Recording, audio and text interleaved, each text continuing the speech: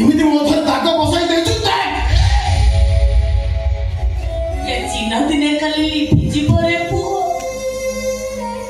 କାହିଁକି ନା ଏ ଚିହ୍ନ ଗୋଟେ ମାର ଶାସନର ଚିହ୍ନ, ତା ପୁଅକୁ ଭଲ ବାଟକୁ ଫେରାଇ ଆଣିବାର ଚିହ୍ନ।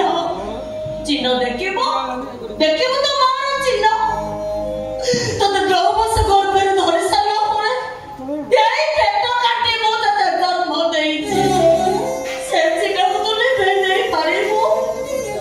ଏଇ ଛାତରେ ଅମୃତ ପିଆଇ ପିଆଇ ମୁଁ ତତେ ବଡ କରିଛି।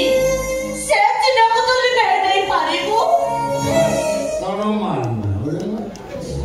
ଭାଷଣ ମାରେ ତୁମ ପୁଅ ମନକୁ ବଦଳି ସେ ମୋ ପୁଅ ଏଇ ବାପର ପୁଅ।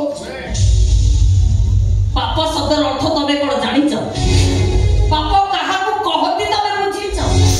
ପାପ ଶବ୍ଦ ସିନା 2ଟା ଅକ୍ଷର ସରିଯାଏ, ହେଲେ ପାପର ସଂଖ୍ୟା ଅମାପ, ଅସୀମ, ଅନନ୍ତ, ଅଦ୍ୱିତୀୟ। ପାପ ନାଁରେ ତମେ ଗୋଟେ ଅଯୋଗ୍ୟ ଅପାରଗ। ପାପ ନାଁରେ ତମେ ଗୋଟେ କଳଙ୍କ। କଣ କହିବା ତ?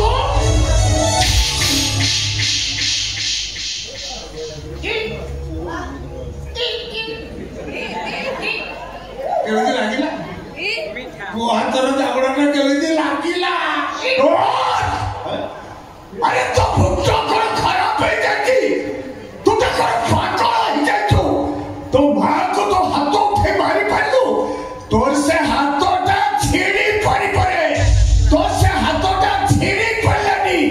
ଆରେ ଦୁନିଆରେ ସବୁ ଅସ୍ତ୍ରକୁ ସାମ୍ନା କରି ହୁଏ, ହେଲେ ମା ଆଖି ଲୁହର ଅଭିଶାପରେ ସବୁ କିଛି ଜଳି ପଡ଼ି ଛାରଖାର ହେଇଯାଏ।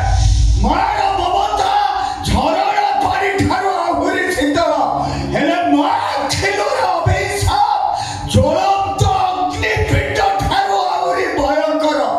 ଆରେ ସିଏ ତ ମା। ମରିଗଲେ ଏଟାକୁ ମା ବୋଲି ଡାକି ପାରିବିନି। ଆଉ କାହିଁ ଠିଆ ହେଇଛୁ? ଆରେ ଯାଉନୁ, ଆଉ କଣ ଜାବଡ଼ା ଖାଇବୁ? ଆଉ 2 ଜଣ ଜାବଡ଼ା ତା କାନ ମୁଣ୍ଡ ଦେଖି ଆରେ ତୋତେ କଣ ଧରମ ଛାଡ଼ିଗଲାଣି? ମାଆକୁ ମାରିବା ପାଇଁ ତା ପୁଅଟାକୁ ତୁ ଆଦେଶ ଦଉଛୁ? ଆରେ ତୁ ତ ନର୍କର ଦ୍ୱାରରେ ଛିଡ଼ା ହେଇଛୁ, ସେ ପିଲାଟାକୁ କାହିଁକି ତା ଭିତରକୁ ଠେଲି ଦଉଛୁ?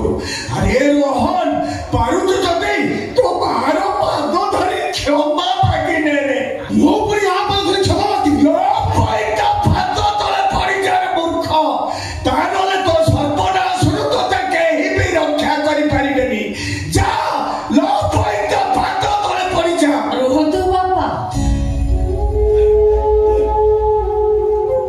ଏଥିରେ ତାର କିଛି ଦୋଷ ନାହିଁ। ସିଏ ତ ଛୁଆଟା, ସିଏ ଯାହା ଦେଖୁଛି, ଯାହା ଶିଖୁଛି ସେଇଆ କରୁଛି। ନଦୀର ସୁଅଟା ଯୁଆଡ଼େ ଯାଉଛି, ସେ ନଦୀରେ ପଡ଼ିଥିବା ପଥର ପୁରା ସେଇ ସୁଅରେ ଭାସି ଭାସି ଯାଉଛି।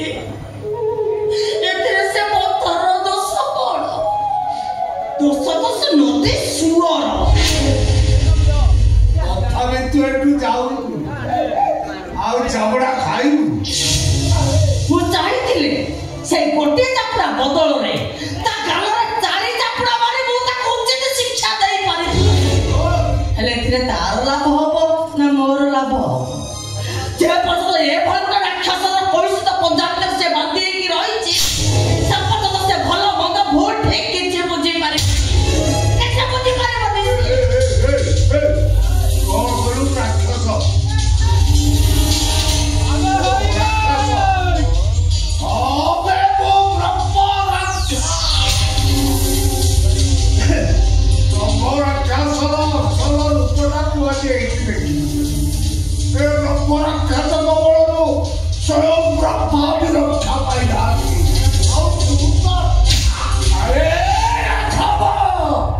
মিঠা অহংকার অন্ত নেই এমনি পাপ করুণারে তাহলে প্রায়শ্চিত্ত କରିବାକୁ ବି ସମୟ ପାଇବୁନି।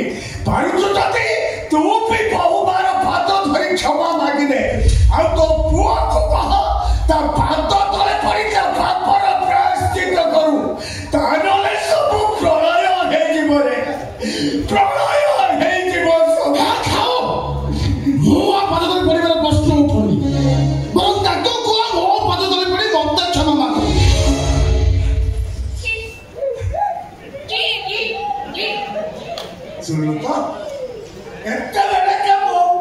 औकात देखेगा ठाकुराणी पाखर मानसिक करी जाइछु सुनिलो हेलो नडी जदि तुम पुअ बहुर सजात संतान हेतिबो एठी तो मार मुंड उपरे पाथर की जड़े दे तो भा बड़ो ना तो बाप बड़ो अरे राखाबो अरे तो मस्तिष्क कर विकृति गलानी पुआ का बाप मुंड उपरे पाथर रखिबो रखिबो धरित्री दे भाड़ा की बारे आकाश का खट खटा हे अचारी हे पड़िबो अचारी हे पड़िबो आकाश का मधु बापा आज गोटे मार परीक्षा दिन नहीं नहीं रे बा नहीं ता स्नेह ममता इज्जतर प्रश्न मु देखिबा को चाहे सतेन कोन गोटे पुओ ता मां मुंड ऊपर पाद रखी पारे जीवा ता स्नेह ममता को ता पादरे दड़ी बगजी पारे अरे पुओ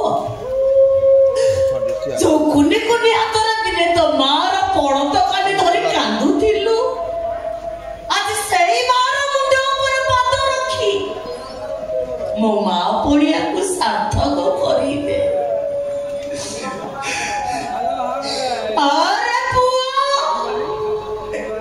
आ